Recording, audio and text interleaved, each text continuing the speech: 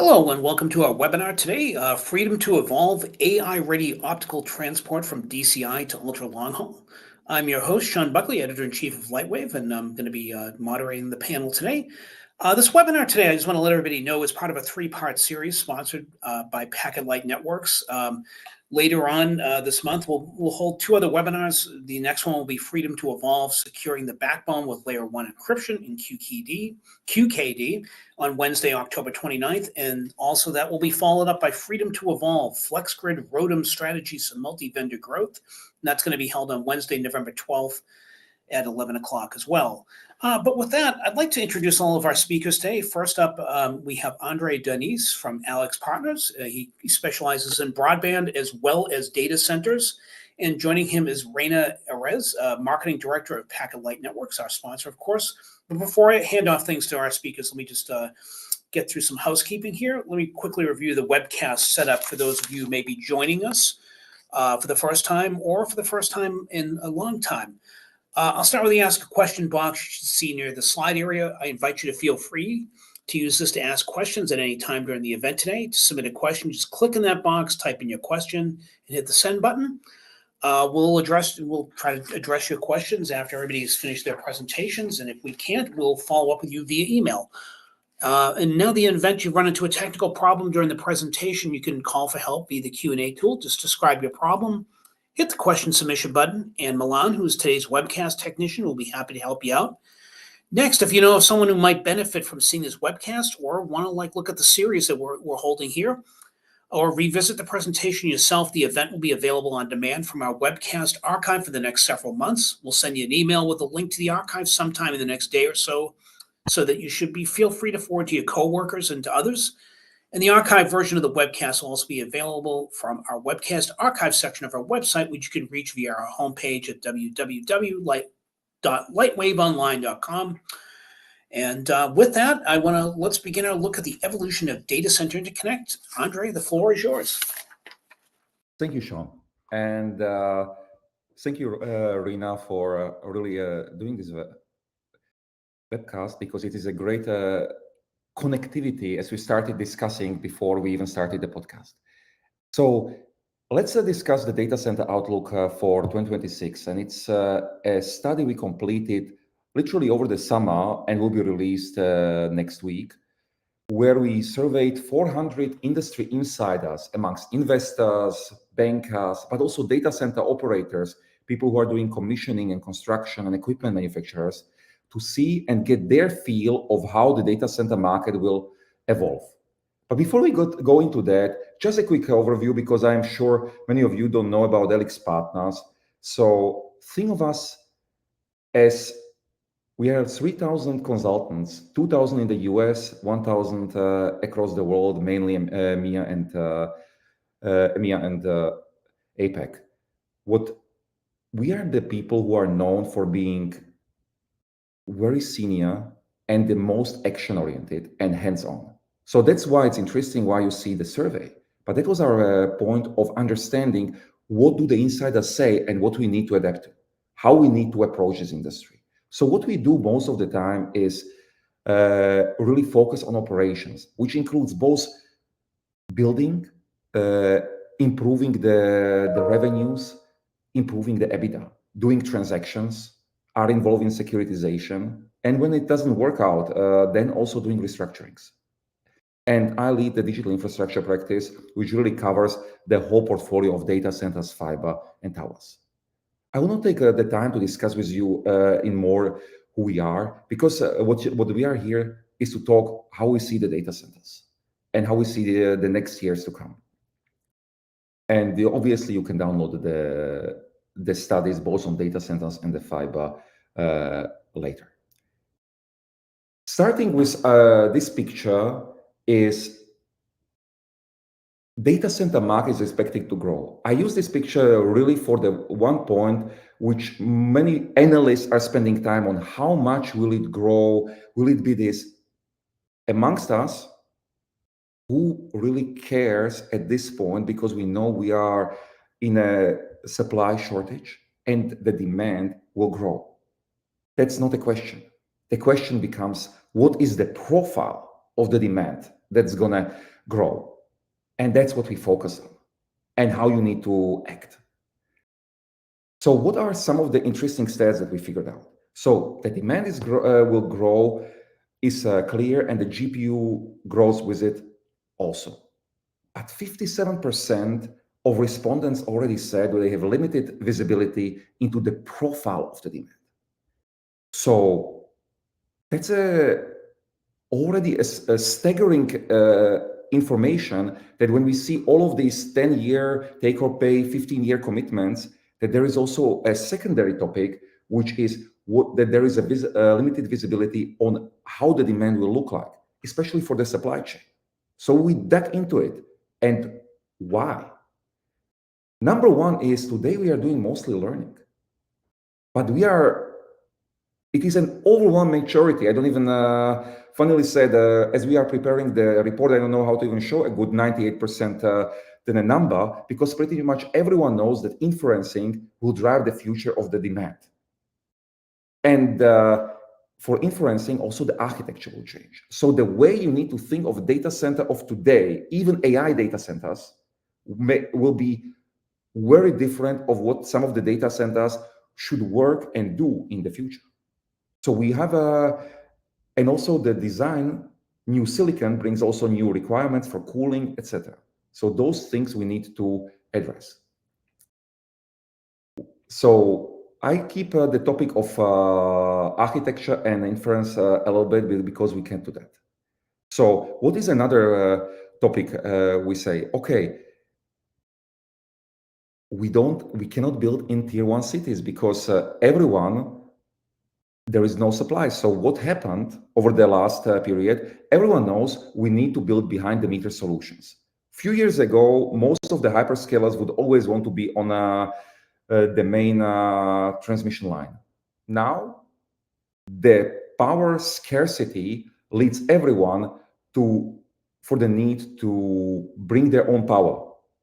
And that enables us to go to tier 2 cities, tier 3 cities. And then a lot of communities are defining, okay, we can adjust, we need to incentivize the data centers to come. So there is a lot of play. So if there is a good way, especially getting the permits, because many people say, what is the scarcity? It is both the power, but also the permit to build power, to permit to commission the data center. Those things will lead the data centers to move around. But we need to be careful, because if I am independent and I'm just following the power, and power is mostly often not there where my data is, I may end up pretty far from my customers. And now we're coming back to the topic of when we are talking that the future will lie in inferencing, and a lot of workloads will be inferencing based. We need to understand also that it's not just a hunt about power, but it's also having a right connectivity and be able to serve the workloads that I will be designing my data center for in the future, not just today, because those investments will not depreciate, especially all the equipment, within 4 years. I'm building it for the future, and that's how we need to also think about it. So that's where we see though most of the people assume the valuations will be high, we see also a lot of distress incoming. It doesn't mean that the company, that this is a bubble or anything. No, it is about that constraints may lead to ill-advised decisions, and really understanding how to play the portfolio of where data center is located for what is becoming more and more important. And that's why if you look, why are the data centers in a lot of them in Virginia? They're close to Ashburn. Is Ashburn just the best place to have power, or was it also still the foundry place of ARPANET, and you have a large internet exchange and everything is going there? So that's critical. And that will also lead to more and more changes on the M&A side. We just saw another data centers exchanging hands. We will see more of that. We will see consolidation in the supply chain, because you will need to be able to adapt and in this element also scale and ability to operate really matters, its infrastructure.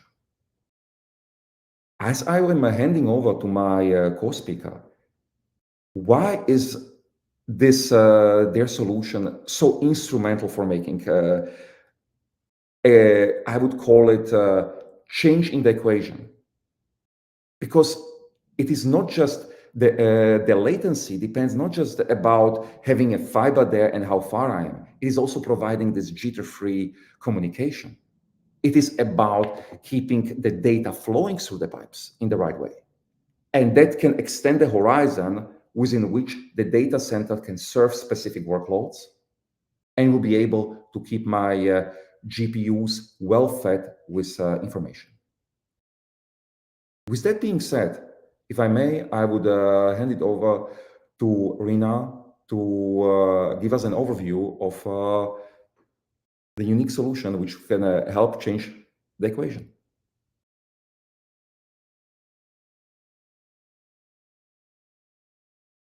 Good morning, afternoon, and evening, everyone, depending on where you're dialing in from. Thank you, Sean, for this opportunity, and thank you, Andrej, for that insightful introduction. My name is Rena Erez, and I'm the Marketing Director at PacketLight Networks. For the last number of years, I've been helping organizations of all kinds understand the importance of building the right infrastructure to meet their performance demands. I'm excited to open up the Freedom to Evolve webinar series with a topic that sits at the heart of modern infrastructure: AI-ready optical transport. Daniel Ek, the founder of Spotify, said their early success came from eliminating latency. If a song didn't start instantly, people lost the emotional connection to the music. That same obsession with instant response now defines every digital experience, especially AI. We've entered a world where next day feels slow. Dashboards, analytics, AI assistants, if they pause for even a second, we notice. So today, we'll explore how optical transport underpins every AI success story, from the GPU clusters training massive models all the way to the real-time decisions driving our daily lives. Over the next 20 to 30 minutes, we'll look at why AI places new demands on networks, where traditional packet networks fall short, what the Meta Stanford study revealed about hidden bottlenecks, and finally, how PacketLight's DWDM, OTN, Layer 1 encryption, ROADMs, and visibility tools solve these bottlenecks. There are three components that are essential to an AI network. Let's start with scale. AI workloads don't behave like normal internet traffic. When you train models like GPT or Llama, tens of thousands of GPUs work in parallel, exchanging data continuously. Petabytes flow east to west across data centers every day. It's not bursts of data, it's a constant flow. Once models are deployed, inference adds on another entire layer of transport needs, as millions of users' queries move north to south from user to and from data centers consistently, nonstop. Legacy Ethernet and IP networks were built for bursty, best effort traffic. They can't sustain continuous synchronized flows without congestion or jitter. Optical DWDM, on the other hand, can. Darren Mowry of Google Cloud just said recently in September, we're in minute one of the AI Big Bang. So take that in. The backbone you build today decides whether you can handle the explosion that's coming. Next comes sensitivity to delay. AI networks are hypersensitive. Even microseconds matter. During training, GPUs have to stay perfectly synchronized. If one GPU lags, every other GPU waits. That's called tail latency, and it wastes compute cycles and ultimately a lot of money. Traditional packet networks use buffers and retransmissions to fix congestion, but those mechanisms introduce variability or jitter. Think of a race car in the pit during a tire change. The whole crew moves fast, but one mechanic is still tightening the last bolts. The driver needs to wait until the last task is completed before getting back out on the track. Inference is just the same. The third pillar is security, and in AI, it's non-negotiable.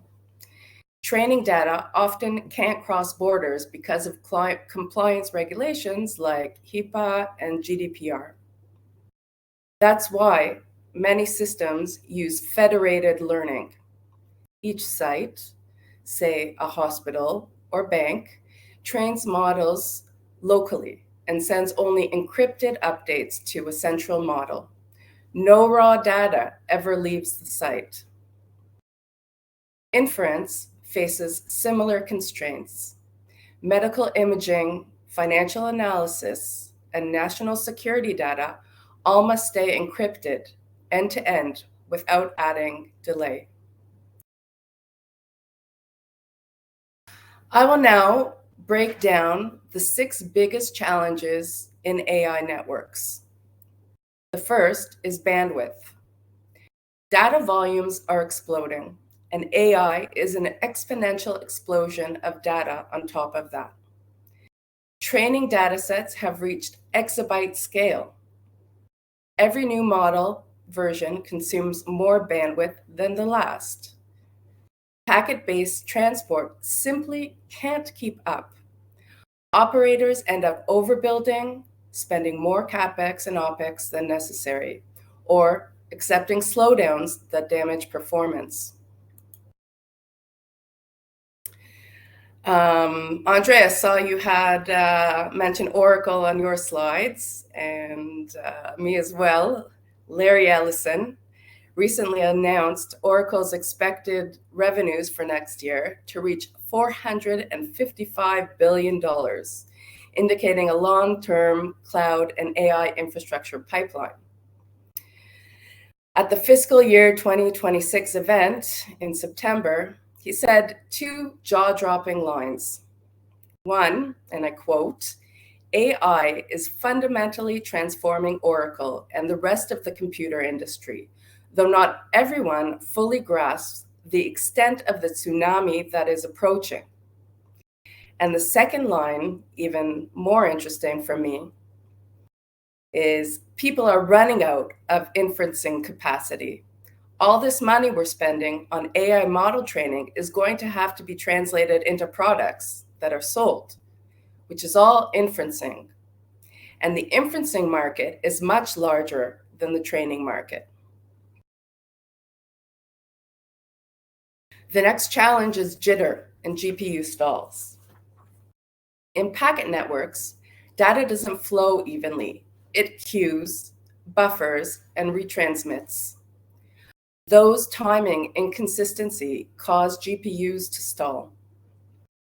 In some large-scale systems, a big percentage of GPU time is lost just waiting for data.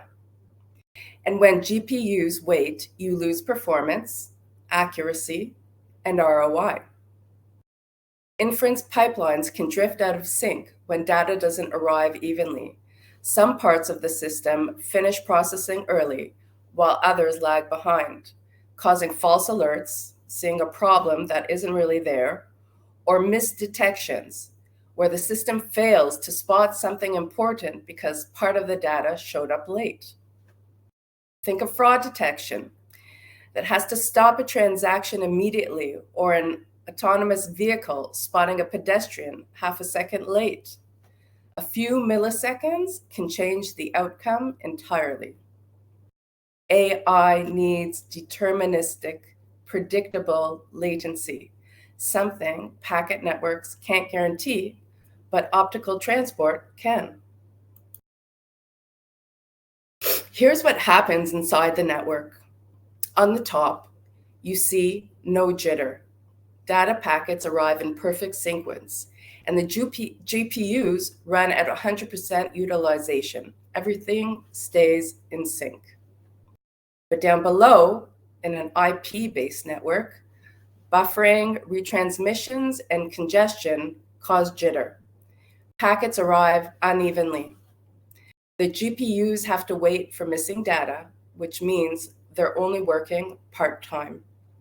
That's idle compute, wasted power, and lost performance. With OTN, optical transport, the flow stays continuous and perfectly timed. No jitter, no waiting, just steady data delivery at full utilization.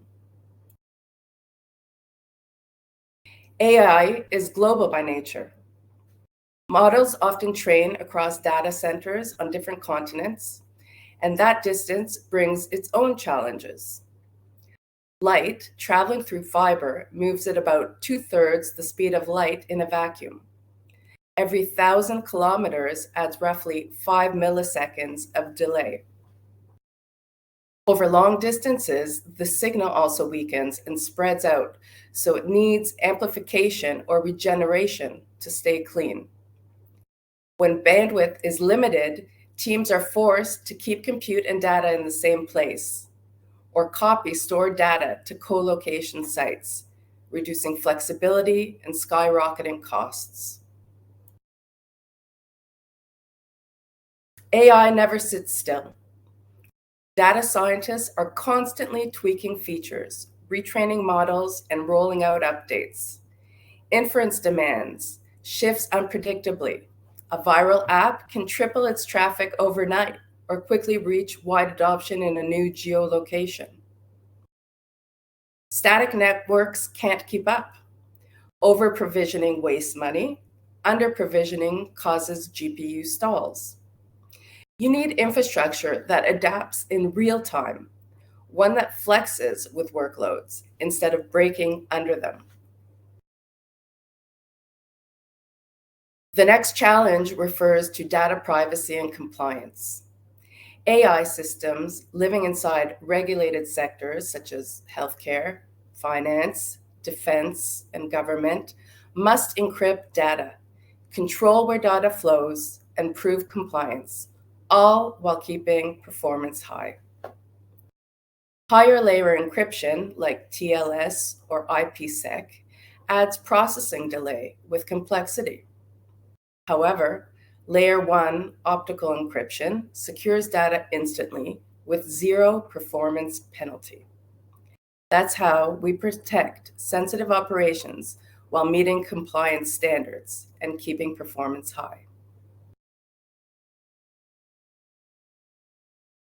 Even with massive infrastructure, visibility gaps remain. When a link slows down or starts dropping packets, AI training jobs can fail quietly in the background. By the time anyone notices, GPUs may have been sitting idle for hours, wasting compute power and delaying results. And it's not just the infrastructure that suffers, applications do too. Delays ripple upward, slowing analytics, holding up model updates, or disrupting real-time services. Traditional monitoring is reactive. You only see the issue after it's happened.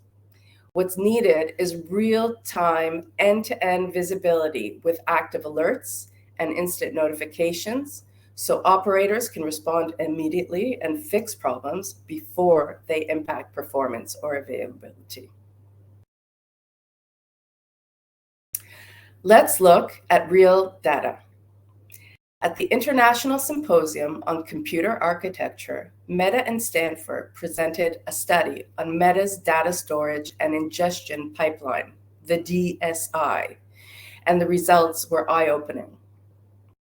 They found that the real bottleneck wasn't the GPUs, it was data transport. In some cases, GPUs spent 56% of their time idle, just waiting for data to arrive. What's more, Storage and pre-processing consumed more energy than the compute itself. Over 2 years, bandwidth demand had quadrupled, but cross-region links couldn't keep up, forcing data and compute to be co-located. The takeaway is simple. No matter how powerful your compute is, its potential is limited without a network fast enough to feed it. Let's look at a few examples of where this kind of transport really matters. At Meta, TikTok, LinkedIn, and other social media platforms, recommendation and personalization models decide what videos, ads, and posts appear in users' feeds in real time, and this is taking place throughout the entire world. Then you have LLMs, large language models like GPT, Perplexity, Anthropic. They're trained on trillions of tokens using thousands of GPUs, all constantly exchanging data to stay synchronized. Computer vision systems, they do everything from filtering harmful or sensitive content to powering augmented reality and virtual reality experiences, both of which need huge, low latency data flows.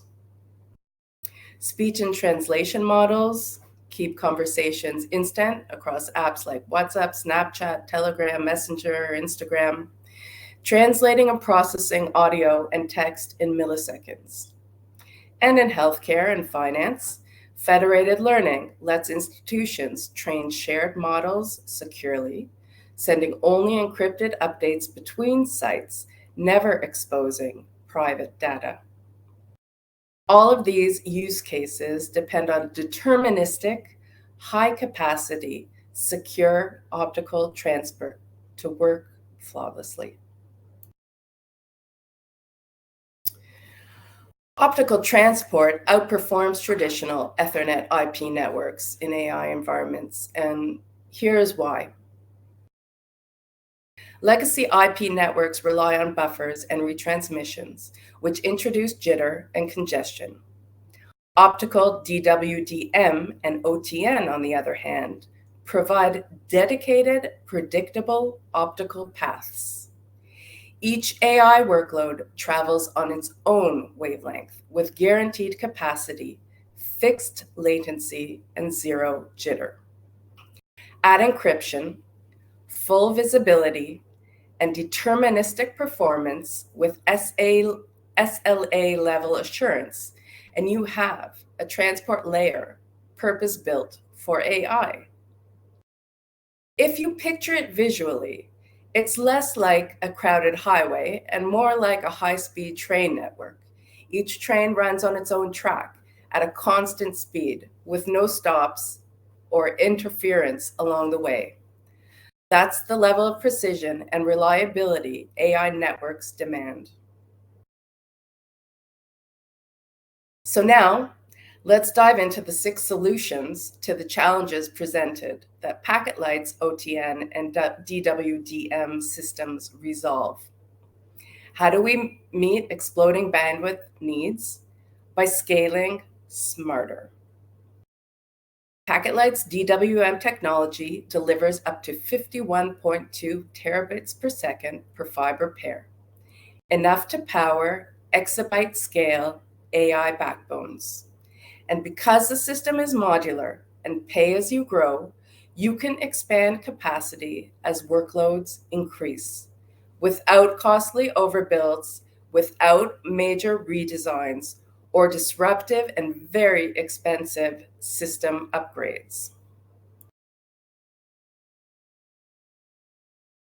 The next solution solves jitter and GPU stalls. OTN gives you deterministic latency, timing that's predictable and consistent, and forward error correction to ensure reliable, lossless data delivery. Together, they eliminate jitter, so GPUs never wait. No idle cycles, no wasted compute. It's like a metronome for your data, steady, predictable, and perfectly timed. Looking back on the diagram presented earlier, with OTN optical transport, the flow stays continuous and perfectly timed. No jitter, no waiting, just steady data delivery at full utilization. To solve cross-regional interconnects, we use AI-ready DCI solutions that unify metro, regional, and ultra-long-haul connectivity into one cohesive network fabric. It guarantees predictable performance across distance. Long-haul deterministic optical paths keep inference and training synchronized across regions, and with built-in standards-based encryption, they deliver high-capacity, secure data movement for federated and international AI operations. Next, we solve dynamic workloads with ROADMs, reconfigurable optical add-drop multiplexers. They enable real-time remote adjustment of optical paths without requiring any on-site intervention. And because DWDM supports mixed service types, capacity and routing stay completely flexible. As AI workloads shift, ROADMs enable NOC teams to re-provision bandwidth where it's needed, cutting OpEx and making the network more agile. For compliance and privacy, it all comes down to compliant layer 1 encryption that is zero latency by design. It meets strict regulations like HIPAA and GDPR without slowing performance. Your data stays protected, secure, and high performing with no compromises. And it's even guarded against emerging quantum era threats. It's QKD secure. Visibility is achieved through end-to-end monitoring from demarcation point to demarcation point. With OSA and OTDR tools built into the NMS, you get continuous diagnostics across every optical path. The system delivers proactive alerts and real-time notifications so you can detect and resolve issues before they cause downtime. You can provision remotely and simplify daily operations. No need for on-site activity and no guesswork. That's how NOC teams shift from reactive firefighting to proactive control. PacketLight supports the entire AI lifecycle, from data ingestion to training to inference. During training, we keep massive data sets flowing with predictable timing and full visibility. During inference, we ensure deterministic latency and real-time responsiveness. Across both, encryption protects data in motion, and ROADMs dynamically allocate and reroute capacity as demand shifts. The result: no GPU idle time, no false alerts, no downtime. Just smooth, secure, visible, high performance everywhere, all the time. When you put it all together, PacketLight eliminates bottlenecks at every level. It delivers the optical backbone that AI requires. So what does freedom to evolve really mean? It means open, standards-based optical transport, no vendor lock-in, and seamless interoperability with multi-vendor Layer 2 and Layer 3 equipment.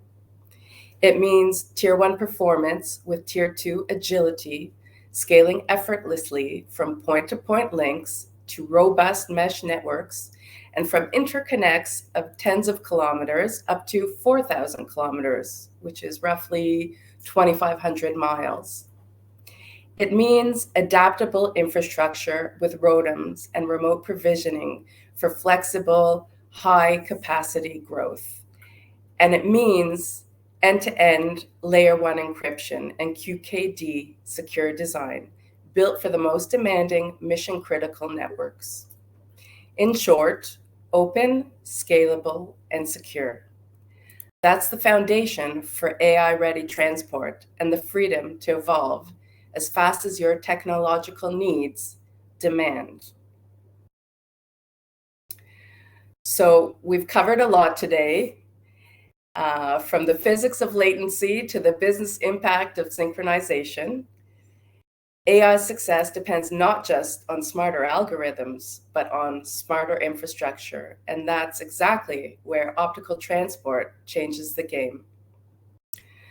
So just to remind you that this was webinar 1 of 3 in our Freedom to Evolve series.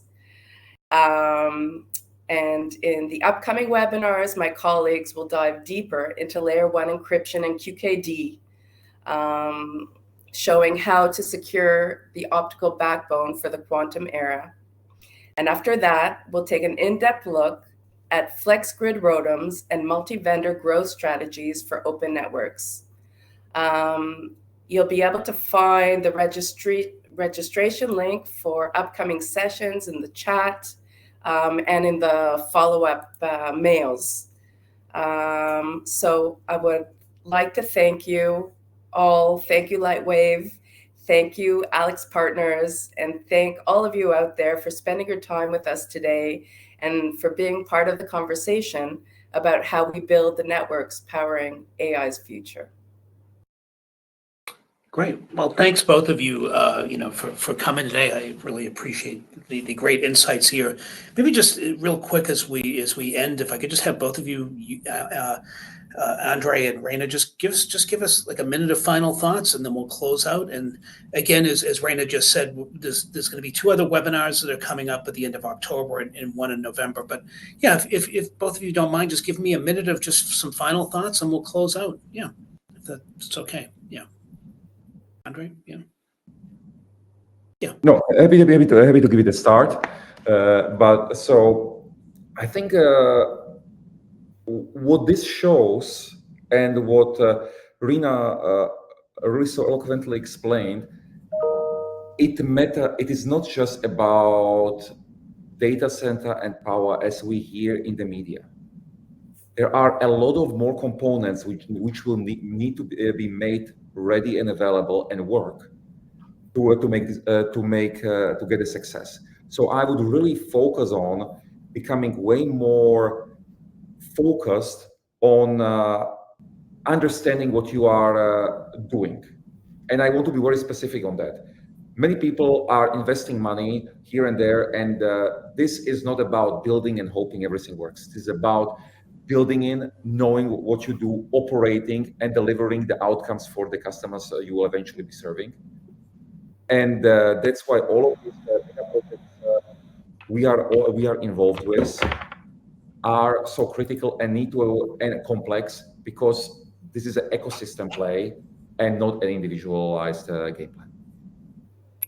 Great. And Rena, over to you, and then we'll close out. Yeah. Well, I think that, as kind of Andrej, you kind of opened up with that we are, that many companies are a bit uncertain, and there's some stress and pressure about exactly, how to prepare yourself for what we know is the big bang that's ahead of us. I mean, we think we're already in the AI era, but it's just the start. So I think that, as you said, Andrej, that learning and making the right decisions of the proper investments is key. And with solutions such as PacketLight, for example, what's nice in this whole concept of freedom to evolve is that you can do it modularly. You can pay as you grow. Find a solution that's open, that serves your needs, that gives you what you need today and for the pipeline, and then that gives you the flexibility to grow as you need, because there is a lot of uncertainty coming up, and we have to, I think the key to it all is to be agile and ready to pivot, because it's an exciting new era and it's a scary new era, and so we just have to keep our eyes on the ball and open minds, and speak with educated people, visit Lightwave, keep up to date. Thank you. Thank you. Well, thanks, Rena, and thanks again to Andrej as well. I want to, I like that. That's a good way to end. Ready to pivot. I think that should be the message to everybody. It is a crazy and scary time, but a lot of opportunity for folks like PacketLight and everybody. And I think it's going to be a really interesting year as we get into 2026 for broadband and for optical and AI. But I want to thank both of you for being on the webinar today, and again for PacketLight for sponsoring. And again, as Rena just mentioned as well, we'll be holding 2 other webinars at the end of October, in the middle of November. So please tune into that, and I think it should be pretty exciting. We'll have some other great insights. But thanks everybody for your time, and I hope everybody has a great day. And thanks again. Thank you. Thank you, Sean. Thank you so much. Bye-bye.